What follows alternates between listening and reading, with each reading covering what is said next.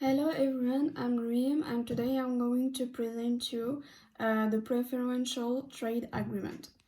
First of all, I will start with a little summary. I will introduce you the PTA and then I will explain to you what is the free trade agreement, and then I will talk about the goals and issue of it. I will give you example of FTA, then after that I will talk about customs duties, and then I will conclude this presentation.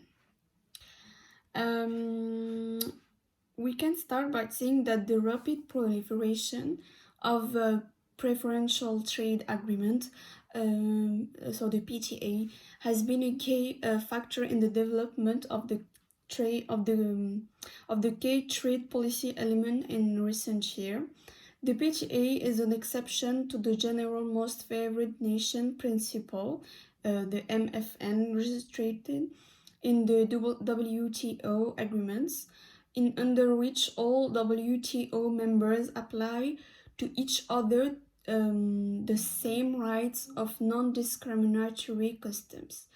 PTA can be free trade agreements or unions custom with a common external tariff. With the exception of Mongolia, all WTO members are a part to at least one PTA. The interest in the PTA negotiations appear to have continued despite the global economic crisis. In fact, the fact is that the economic crisis itself may prompt the government to negotiate new PTA, both to keep markets open while political pressure is exerted in favor of reducing access to markets than create more openness. The proliferation of PTA has led to, in parallel with extensive social research on the subject.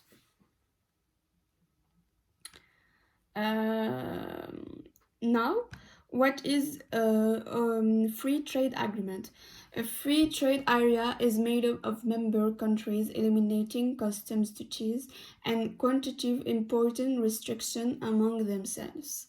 These zones are established through free trade agreements. A free trade area is generally referred to as a free trade zone when the member countries of the agreement belong to a relatively defined geographical area.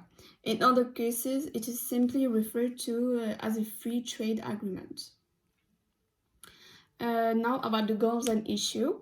The objective of a free trade area is to promote a fair trade between countries that are often geographically close, to encourage economic specialization and economic growth. One of the problems of free trade areas is the creation of trade between countries in the area and the diversification of trade to other countries. Indeed, by eliminating tariffs between countries in the zone, it becomes more interesting to import projects from the zone, to the detriment of projects from outside the zone that don't benefit from these advantages. The other countries may therefore feel aggrieved because their trade flows toward the countries of the zone are declining. The another problem with free trade areas is the tendency of non-member countries to export to countries where customs duties are lower and then re-export them to the countries in the area where customs duties are higher.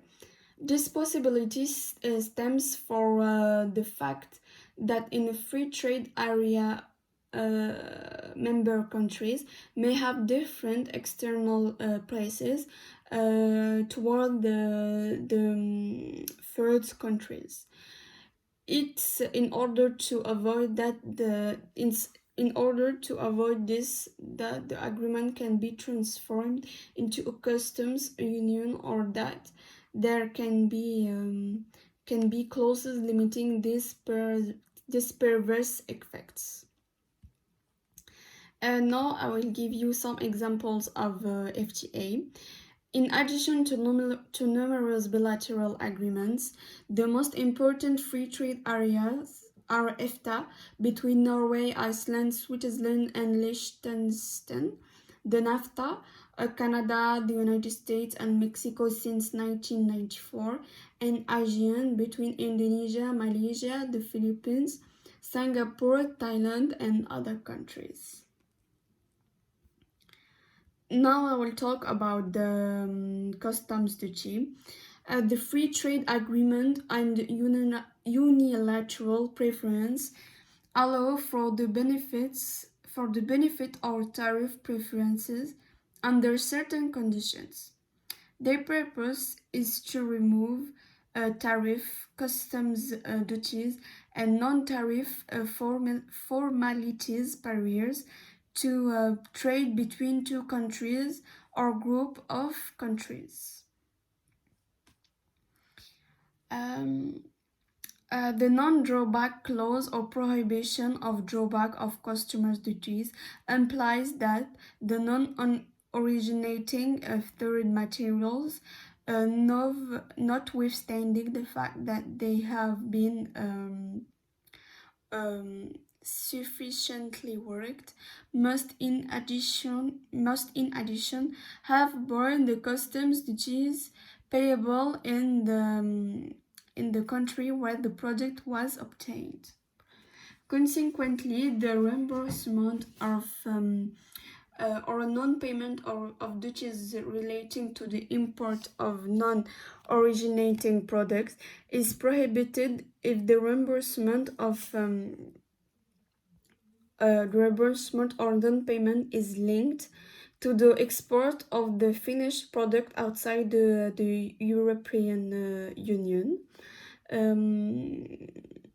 Sorry, first I forgot to precise that the customs duty concerned the European Union. So this is the case, for example, when the suspension of customs duties is linked to the use of customs procedures, suspending duties. The prohibition of drawback applies to non-originating material used in the manufacture of product for which a preferential proof of origin is issued or made out. The drawback prohibition covers anti-dumping duties. Now we can conclude this study by saying that a free trade agreement stipulates free trade between countries and states. In practice, this also includes broader provisions such as agreements on movement of capital goods and people, such as NAFTA. A free trade agreement will also mostly include all or a large portion of goods. In contrast, a preferential trade agreement is much less broad, covering preferential tariffs for a set of products or services. A preferential trade agreement can also just be unilateral or for particular amount of years. Thank you for listening and goodbye.